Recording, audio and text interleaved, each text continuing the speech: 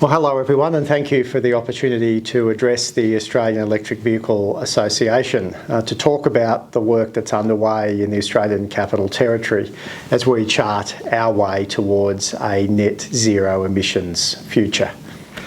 I'm speaking to you today as the Chief Minister, Treasurer and Minister for Climate Action in the ACT, to talk about the suite of policies that we have in place to support the transition to a zero emissions future and the role that electric vehicles will play in our emissions reduction task. Climate action is a new portfolio within the ACT government, and it's one that I've been delighted to take on as the First Minister to coordinate action across a range of different portfolio areas within our unique government that looks after both state and local government responsibilities. This is a unique opportunity to bring together two levels of government to deliver nation-leading reforms and actions to achieve the sort of future that we want. So now more than ever, Australia's action on climate change is at a critical point. The ACT is delivering one of the most ambitious climate action agendas in the world, and we're doing so in a way that does not leave anyone behind. Governments everywhere have an opportunity and the capability to partner with their communities to lower emissions, including to more sustainable modes of transport.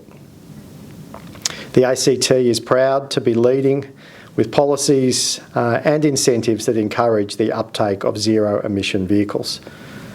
Now, we are seeing governments progressing towards targets to reduce emissions, and we know that there are many complex and long-term policy challenges. Emission reduction solutions cannot occur exclusively through one area of government or even within one government. They require a global response driven by local efforts.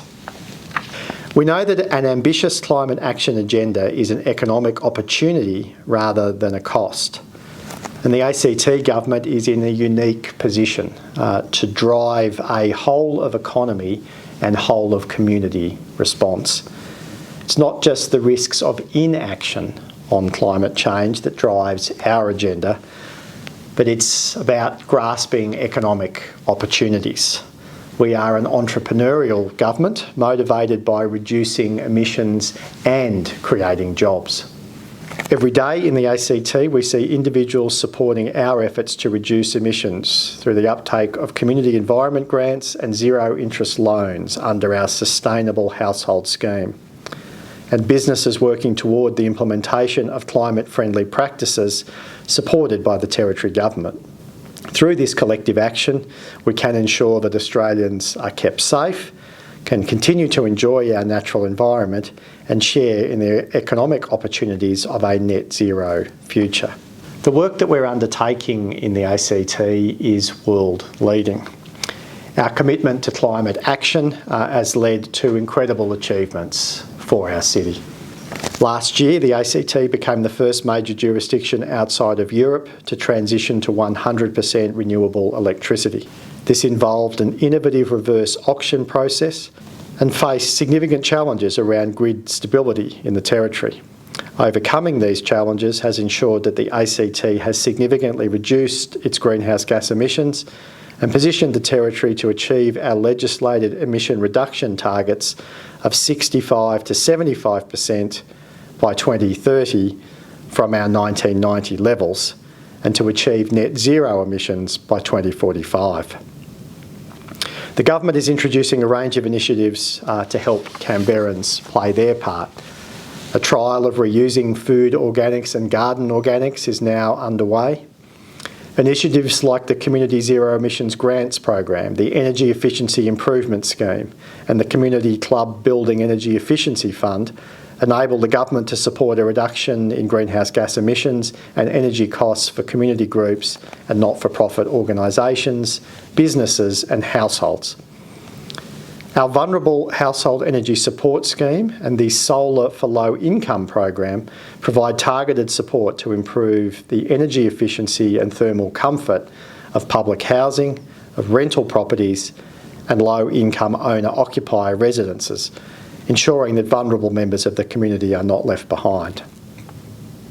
And perhaps most significantly, the Sustainable Household Scheme has enabled Canberrans to access up to $15,000 in interest-free loans to encourage the uptake of energy-efficient household appliances. The scheme provides loans to assist eligible households to help with upfront costs associated with investing in energy-efficient home upgrades. And this includes the installation of batteries, solar panels, energy-saving appliances, and EV charging equipment. The Sustainable Household Scheme has recently expanded to include zero-emission vehicles. They are now eligible to purchase under the program, meaning that Canberrans will receive an interest-free loan component towards the purchase of a new zero-emission vehicle. This adds to our stamp duty-free policies associated with these vehicles and 2 years of free registration. The ACT continues to lead Australia with initiatives to support the uptake of zero-emission vehicles. Now, this is an opportunity for economic growth and prosperity through a collaborative and innovative policy on climate action. At the core of our work is a commitment to enable business and the community to transition in a way that creates employment opportunities and a secure future for our city. The ACT Government's approach to climate change policy will ensure we are positioned to not only meet the challenges of climate change, but also drive the long-term development and sustainability of the Territory's renewable energy sector. The transition to a net zero emissions future will create the secure, sustainable jobs that will support our economy for decades to come. Despite this progress, incentives alone will not be enough to promote community-wide adoption of new technologies.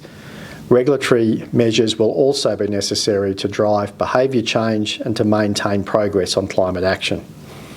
To increase consumer confidence for those considering the purchase of zero-emissions vehicles, the ACT Government is enacting regulation to support charging infrastructure for new multi-unit residential and commercial buildings and installing more than 50 public charging stations across the city to address range anxiety that is currently dissuading some drivers from purchasing an electric vehicle. Canberra is also a national research centre and a centre for climate policy research. Our leading academic institutions and industry provide opportunities for the government to collaborate with a range of different sectors to deliver our ambitious agenda. Wind farm and battery storage giants have located in Canberra. Renewables developers are also headquartered here.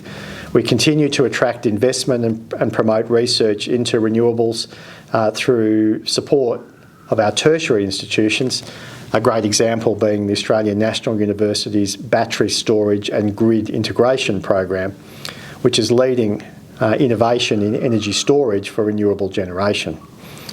Government collaboration with world-class tertiary institutions is leading to clean energy technology. It's driving our transition to a net zero future in a way that wouldn't be achieved just by government policy alone. We also work with private sector partners, such as our collaboration with Neoen, ActuAGL and Hyundai to launch the ACT's first public hydrogen refuelling station to again support our transition to a net zero emissions future. We're investing $100 million over the next 5 years to deliver the Big Canberra Battery, a large-scale battery ecosystem that will provide 250 megawatts of battery storage capacity across the ACT, with the aim of reducing pressure on the electricity grid, fostering growth in the renewable energy sector and generating new revenue opportunities for the Territory. This is a market that's predicted to be worth $400 billion by 2030, and the high interest that we're seeing in the Big Canberra Battery project will ensure that we'll remain at the forefront of this booming industry. Renewable energy jobs are sustainable and they're innovative. They are the jobs of the future, and our action on climate change will create jobs in our city for Canberrans now and into the future. Transport, gas and waste are now the primary areas of focus for emission reduction in the ACT. Transport emissions currently contribute 64% of total greenhouse gas emissions in the Territory, and passenger vehicles are the largest contributor to these emissions. To address this challenge, the ACT Government is taking strong action to provide better public transport options, to support the uptake of zero-emission vehicles, and to incentivise the reduction in private transport emissions. In addition to the policies I've mentioned in this speech, we are investing in our own government fleet to deliver a zero-emissions public transport network. And through our Zero Emissions Vehicle Action Plan, we set out a clear direction to accelerate the uptake of these vehicles. We've achieved our target of transitioning 100% of the ACT Government's own vehicle leases to zero-emission vehicles, and we've afforded transit lane privileges to zero-emission vehicles to incentivise their uptake and to further build community awareness. These measures will increase the number of zero-emission vehicles that are on the ACT's roads. They'll also increase the number of second-hand vehicles that will be in the market in the years ahead. The government's direction here signals a commitment to lead by example and demonstrates that a pathway to zero net emissions is possible, and that we will invest in the technology solutions to make that occur in the years ahead. Moving into the future, the government will continue the transition of our zero-emission bus fleet and public transport system. We'll regulate to require EV charging infrastructure in new multi-unit and commercial developments, and we'll collaborate with other local and state governments to see the installation of public EV charging stations along the major transport routes to and from Canberra. We're also going to pilot further vehicle-to-grid and vehicle-to-home projects to demonstrate the role of electric vehicles in supporting energy grid stability. And through this trial, the ACT Government is deploying 50 bi-directional chargers across ACT Government sites to charge the 50 Nissan Leafs in our vehicle fleet. We'll also be working with local business to develop initiatives that encourage them to use more zero-emission vehicles. Our co-founding of the Charge Together initiative provides support to fleet managers across government and business so that they have the knowledge and capability to convert their fleets. The government will establish a fleet advisory service to further help businesses and community organisations who are seeking to transition their fleets. Now, these initiatives will be vital in reducing our transport sector emissions, but further behavioural change will require more.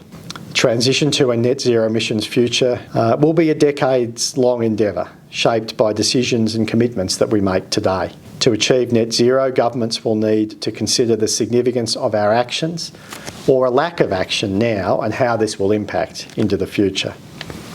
Now, whilst we have a long way to go to achieve our net zero targets, I am confident that the policies that we are putting in place are the right ones to get us there over time. We'll continue to focus on this change and all of the opportunities that it presents for our economy. From transitioning our energy to entirely renewable sources, to providing Canberrans with cleaner transport options, as well as creating good, secure, long-term jobs and a just transition, we are leading Australia. But our future successes will only be achieved through partnerships between government and industry, government and the community, to create a brighter future for all.